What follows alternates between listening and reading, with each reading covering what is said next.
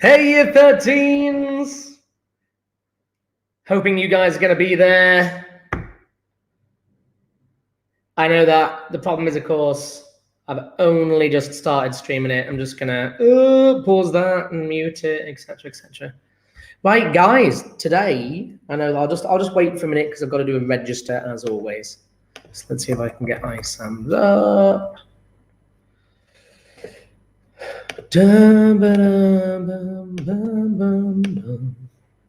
Who's going to turn up first, huh? Yeah. Who's gonna get here first? One watching. I wonder if that's me. Hey, Maxine. Hey, Maxine. Nice to see you. Maxine, guess what? Guess what?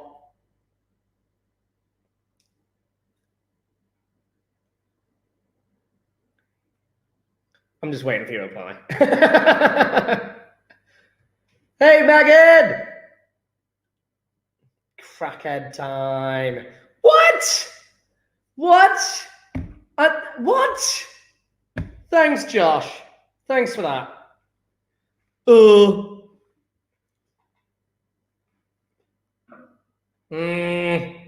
I haven't had nearly enough caffeine yet to be called that. No way, Josh.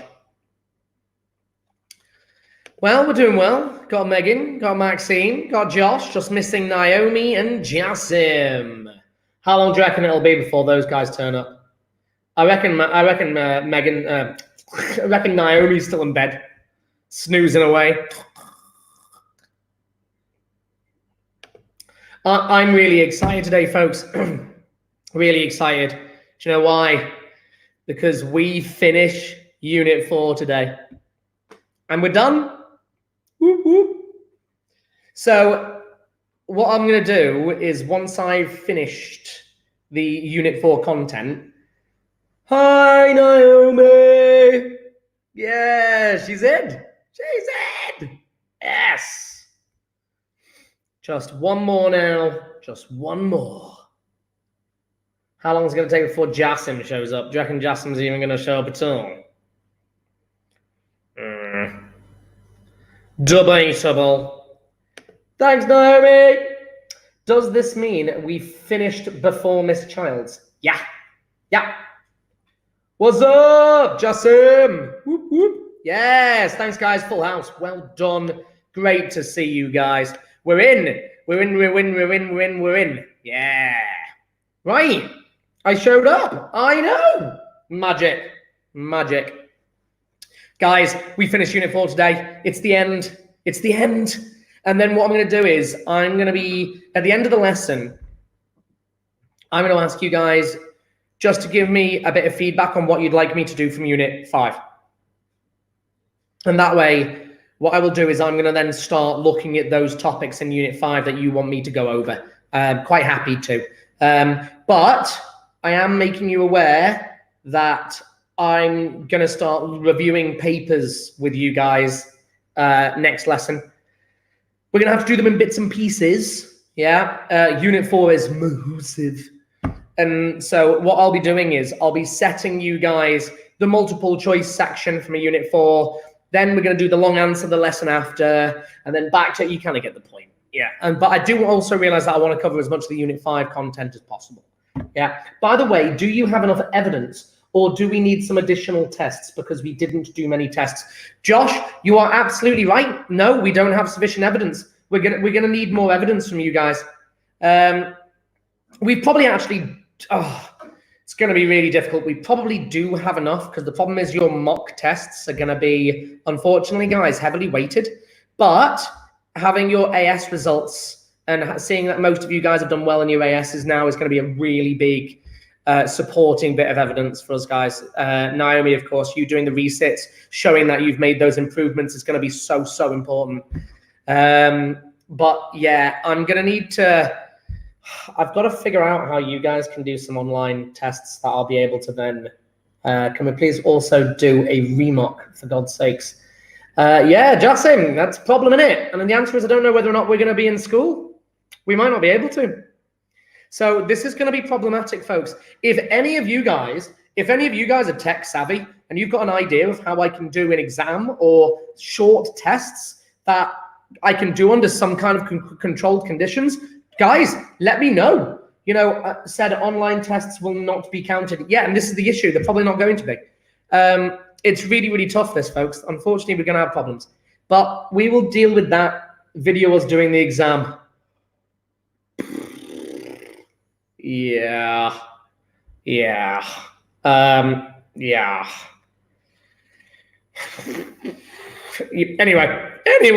let's move on. Let's finish today. Okay, folks. So I will share my screen with you guys. Oh, Jasim. Jasim, you just give me a headache. You know that. Anyway, right. Let's crack on, shall we? Okay. So, oh my goodness. No, I'm not posting that on the chat, Jasim. No, I have removed it. Anyway. Darn you, computer. Right. Okay, folks. Can you guys hear me okay? It covers this. Anyway, I'm going to ignore it. I'm joshing about. I'm going to mute you in a minute. Okay. You and Jasim. Okay, guys. So today's lesson is the last lesson in Unit 4, which is amazing. And today we're looking at Hplc. This is a continuation. This is chromatography. Ooh.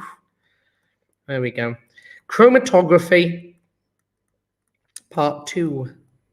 Part 2. I'm just going to set my tablet up, or at least try my best to set it up.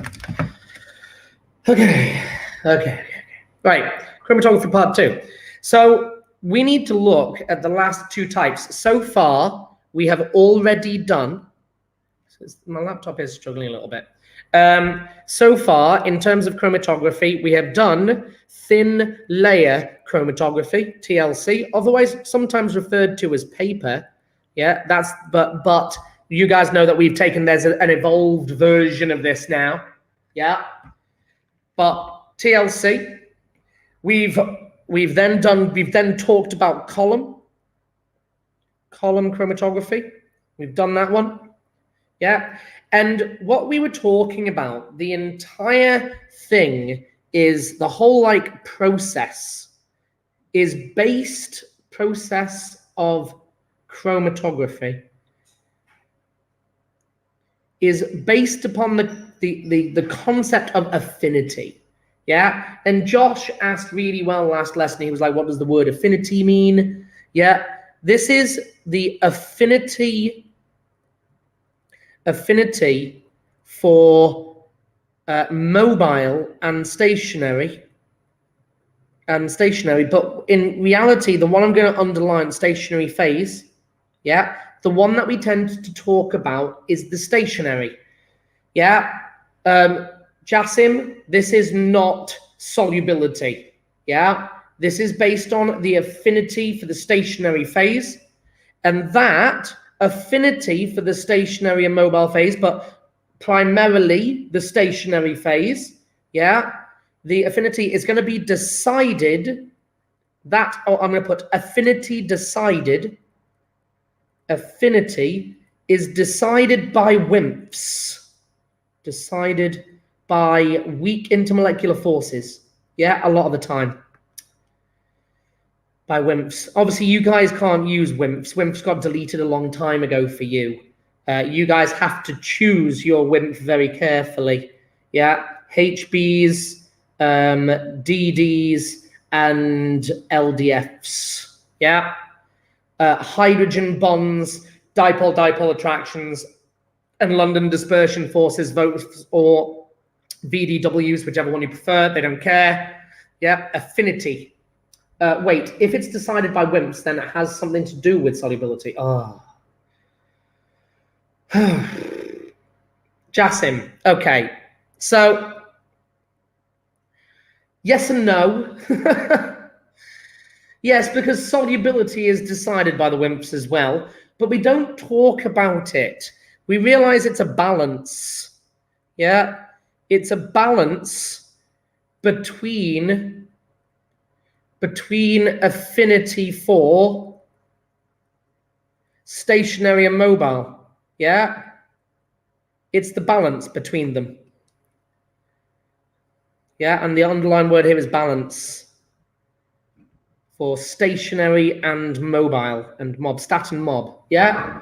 And yes, it is to a certain extent to do with solubility. The affinity is due to the solubility in the mobile phase, but we just don't say it, Jasim. I'm trying to direct you away from solubility. Solubility is the answer that you talk about at GCSE. You know, you say, oh, graphite's not soluble in water, therefore it's...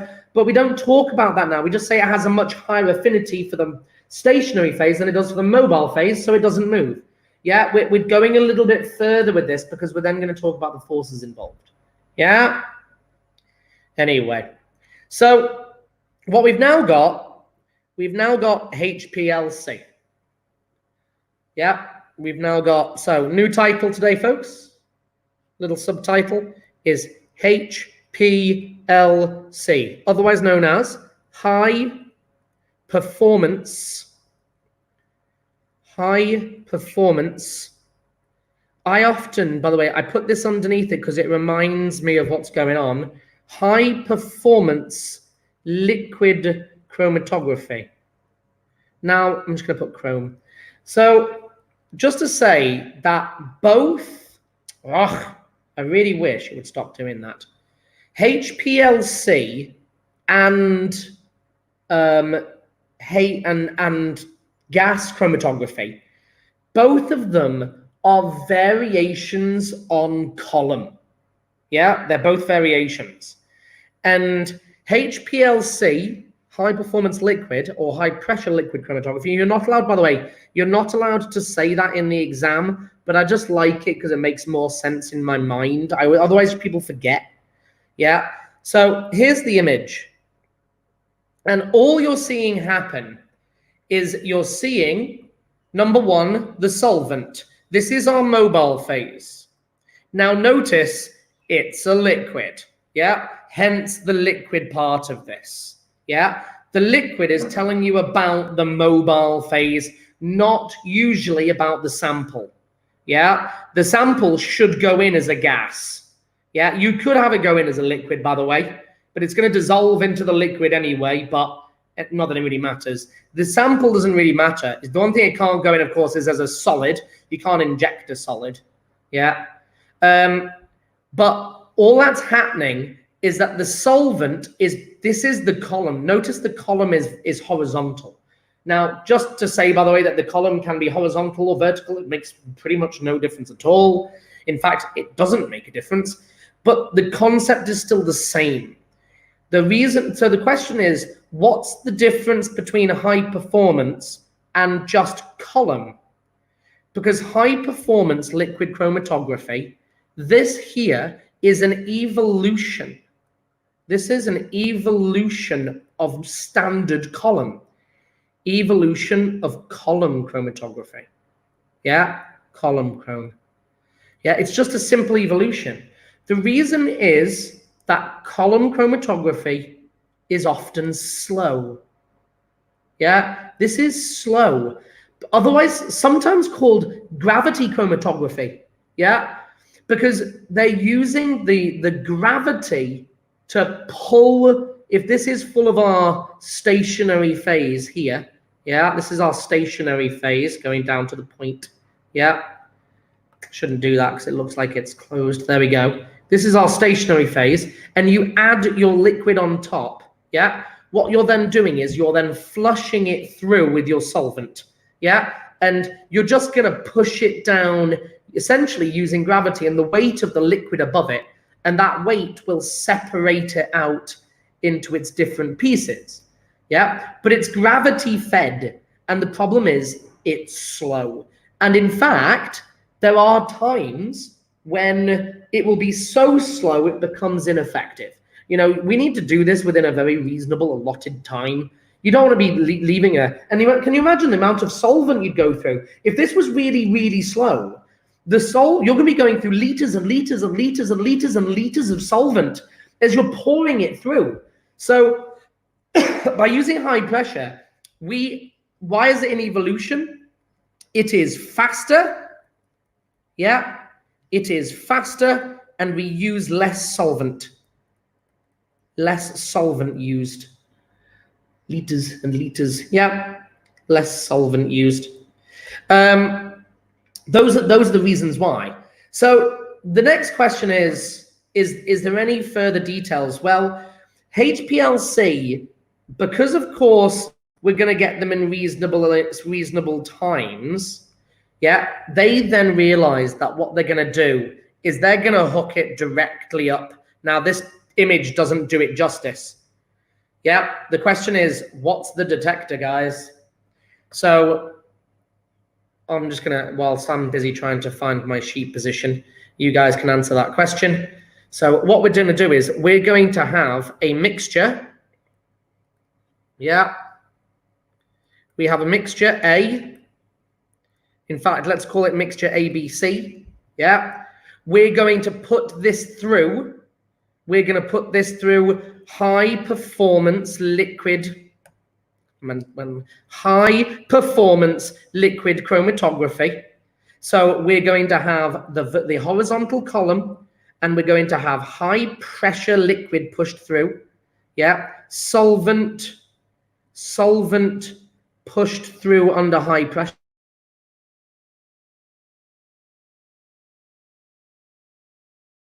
High pressure. Right, and when it pops out, it's going to go straight into a second machine. Yeah. And that second machine, of course, is going to be a mass spectrometer. It's going to be a mass spectrometer. So we're going to get several pieces of information about this. We are going to end up getting, number one, what does the HPLC give us? It gives us the retention time. Retention time. Yeah. That's going to aid us in identification. Yeah. But then we're also going to get MRs. Yeah. We're going to get the MR of the different people. So what the data that you're actually going to get is you're going to have time along here. Time's usually in minutes. Yeah. And then you're going to have a peak.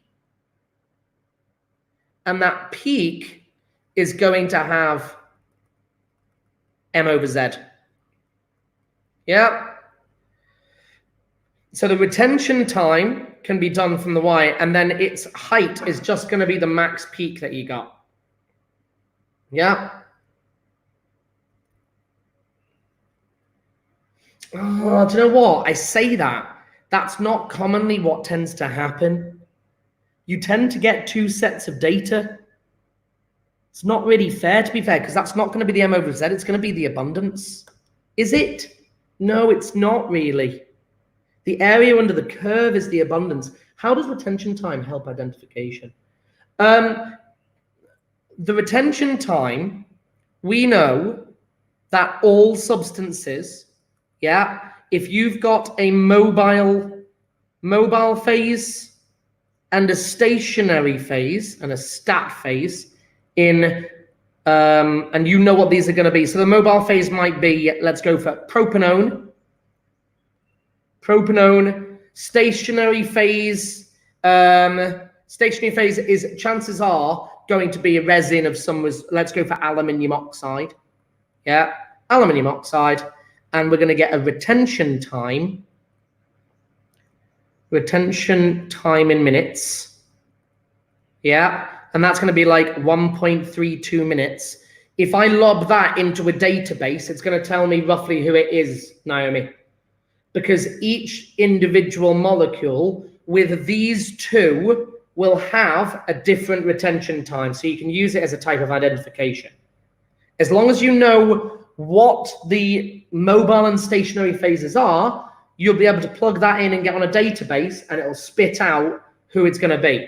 So you'd now compare all three of this data goes into a database, and you're going to get an identity as a result. Identity. Because different molecules have different affinities for both of them, therefore they're going to have a different balance, therefore they're going to have a different retention time. But won't the solvent undergo mass spec as well? Yes, it does. But the great thing is that's going to get detected all the time and we simply remove it. That's what we know what the solvent's going to be. Yes, absolutely, Maxine. So there's a peak, which we'll go, it's all right, that's the solvent. Yeah, so let's just remove it. Just take it out. The machine does it for you, just so you know. Yeah. It also means that we need to choose a solvent very carefully, one that's unreactive and one with a known mass. The area under the curve is the number of detected molecules. We know that much. What that means is then this one is going to be the abundance. It is. It's got to be the abundance. And then you'd plug it into a mass spec, and you're just going to, in mass spec, you're just going to have M over Z over abundance. You're going to get two separate graphs, folks. Yeah, you're just going to get two separate graphs. Yeah, but one of them is retention time and abundance. That's abundance, sorry.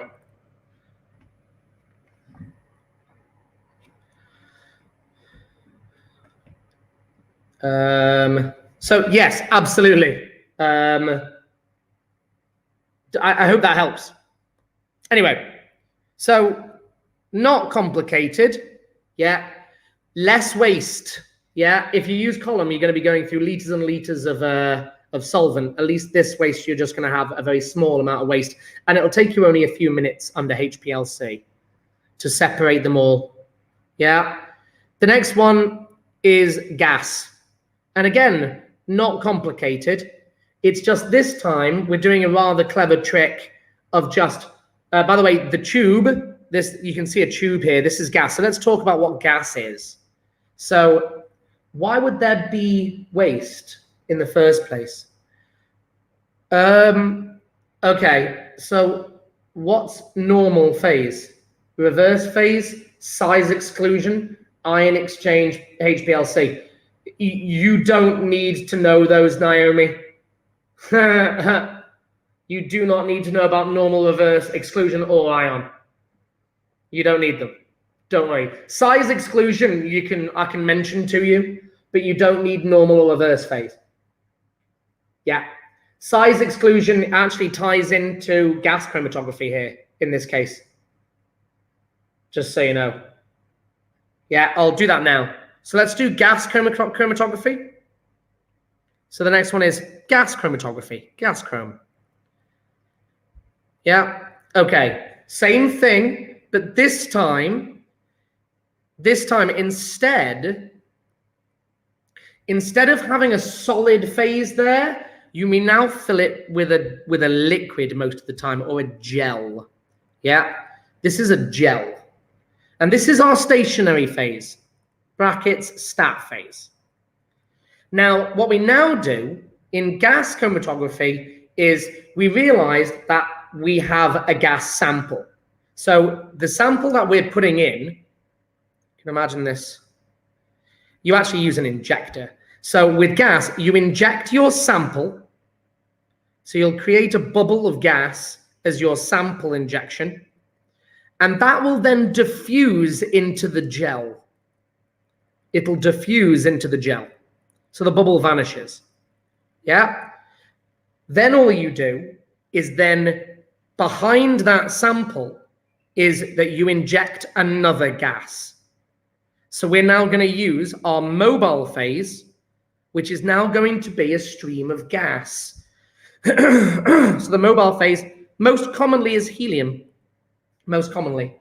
It's very tiny, smallest of the atoms, monatomic, and also noble. So unreactive. Yeah. Remains gaseous at all temperatures, pretty much. Yeah. Easy to get a hold of. So again, you just keep pushing in the gas behind it, and you add another bubble, it dissolves, it pushes this forward, and it'll slowly, and this type of chromatography, specifically with gas, is to do with the process of diffusion.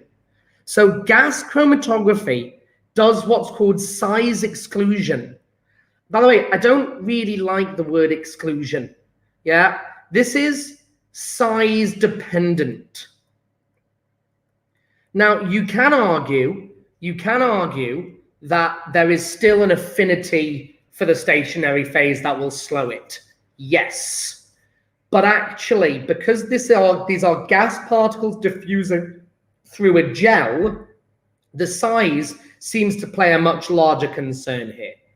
Yeah, so affinity affects how much they diffuse by. No, it affects how slowly, at what rate they diffuse at. But what you realize is if you have two very different particles, one that's small, yeah, and one that's very large, and you try and push them through a liquid, yeah, it's gonna struggle. But the small one is going to find it easier.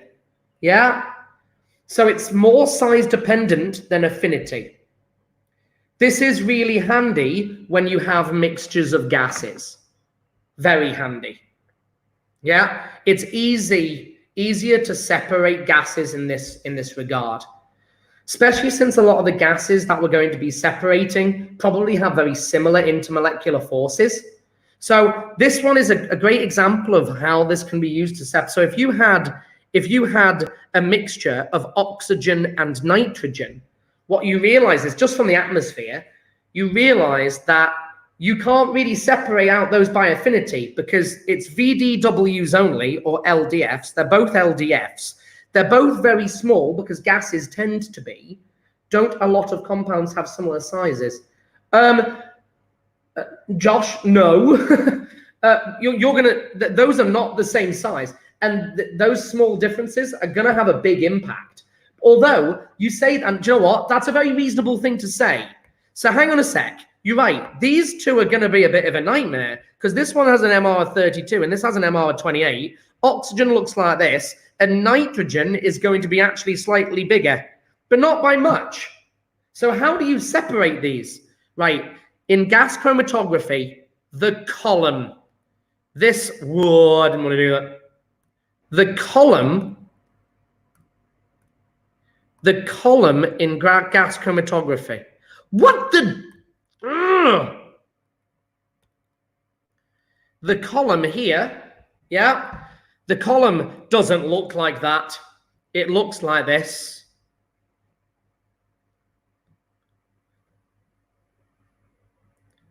Whoop. Sorry, really struggling to look at what the tube looks like. It's a coil, yeah. Because the great thing is because we're using gases, yeah, we can and the gases don't occupy an awful lot of space, yeah. What that means is you could put them through a super long. Let me show you. By the way, some of the tubes are several kilometers in length. Check this out. Oh, go away. Check this out. Gas chromatography tube. Check this out. Some of them are kilometers long. Number one, there's one. Trying to find a really good image. I want a thick one. Look, there you go. So there's a kind of very common tube size. Yeah, there we go. So you can see that one. That's a good maybe 2 meters. Yeah, but check out this one. Check out this one. Yeah. Let's see if I can find it. I want a really good image that I can really folks zoom in on. Yeah, let's see if I can zoom in on that, if it's good enough. They all look the same. No, they don't. They don't. Look. They really don't. Look at that one. Look how thin the tube is. Yeah, it is crazy long, often hundreds and hundreds of meters long. Yeah. So the longer the tube, the bigger the separation.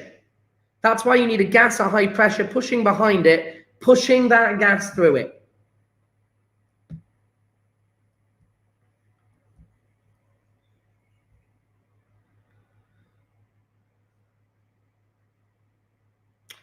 By the way, sometimes they actually fill. Sometimes they don't even need the gel.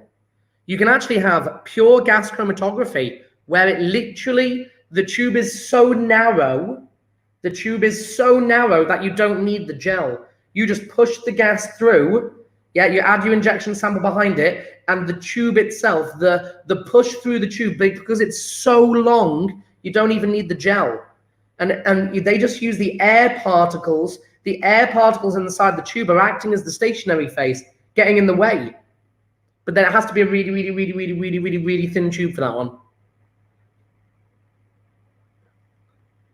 So guys, that's it. Just to quickly show you.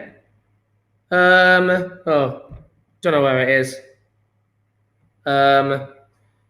Just to show you that now, after that, that brings us to the, let's go IAL, chemistry spec. I just want to show you we're done. That's it. I've given you all the information. I do need to find some questions for you. Very aware of that one. But I just quickly want to show you. Let's go all the way down. But that's it, guys. For Unit 4, we're done. Technically, we're finished. It's all Unit 2, Unit 4. That brings us to the end of Unit 4. There. We're done. Okay. Know that high performance liquid chromatography, HPLC, and gas chromatography are types of column chromatography that separate substances because of different retention times in the column and may be used in conjunction with mass spectrometry. Yeah. In applications such as forensics or drug testing in sports. So there you go. They've actually specifically given you a context there. And that's actually, I'm really glad that I actually went to the specification. It's nice to see that. By the way, RF value is up there. Know that the chromatography separates components of a mixture using a mobile and stationary phase. Be able to calculate RF values from one chromatogram in paper and thin layer chromatography and understand reasons for the differences in RF value. So the thin layer versus paper, because you're using a different stationary phase. Paper, technically the stationary phase is cellulose. Yeah. How does this apply to forensics? Really? Okay. So if you find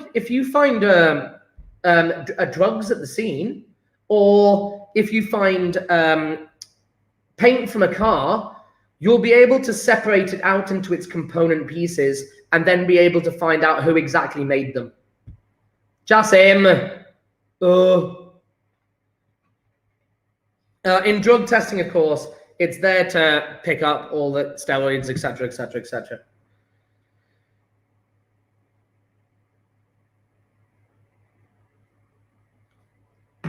Guys, that's it. Right. So what that now means, let's now go back to... I just took away my microphone. Let's go with that one. There we go, guys. Right. Won't it just tell you what drug it is?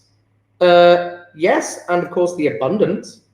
Yeah, the mass spec will spit out the abundance, and we'll be able to isolate exactly what the drug is. Yeah. And of course, but that's kind of the point. We're just looking for particular MRs.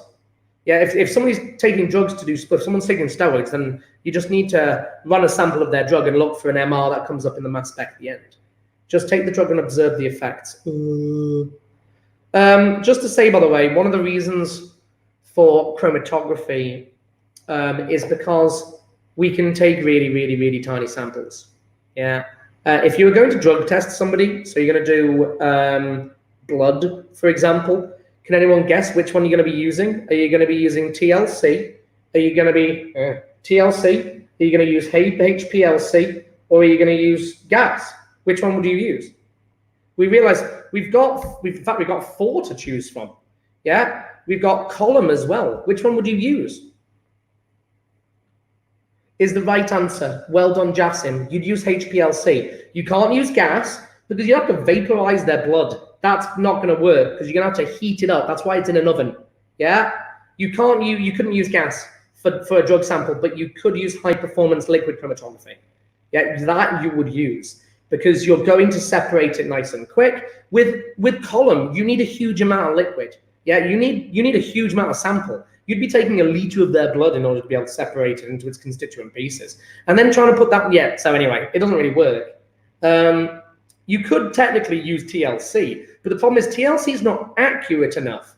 Yet thin layer chromatography, you produce the classic picture that you guys have been seeing since you were in year 7.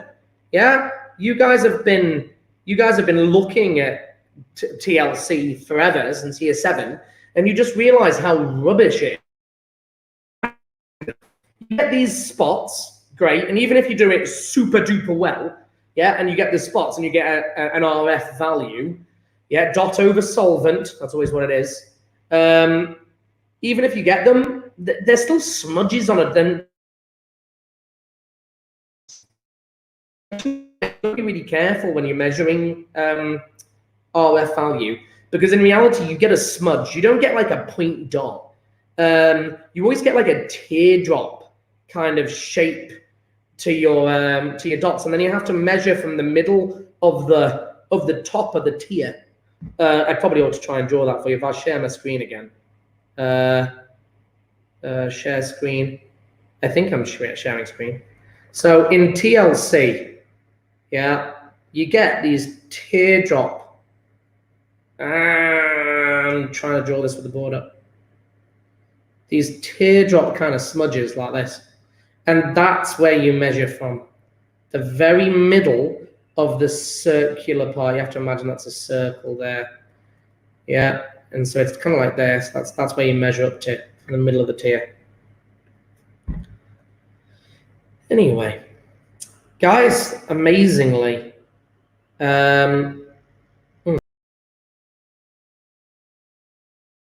it back. Here we go. That brings us to the end of Unit 4 for A-Level. So we're done. Guys, I'm going to love you and leave you. I'm going to post some questions on the classroom on chromatography. And I want you to have a go at them. But guys, I hate to say it, you know what I'm going to ask you to do. I need you guys, I want you to spend a bit of time, do some revision over the next couple of days. Yeah, and by the way, I want you to send me some emails asking me to do topics again or look at some questions, and I can. I need a bit of to and fro from you here, guys. I need a bit of effort. Yeah. And I want to see the efforts being made. And you know why? Yeah. So send me the email, ask me to look at questions, and I'll go through them. That's really important. Okay, guys, I'm going to love you and leave you. Have a nice rest of your day. See you later, guys.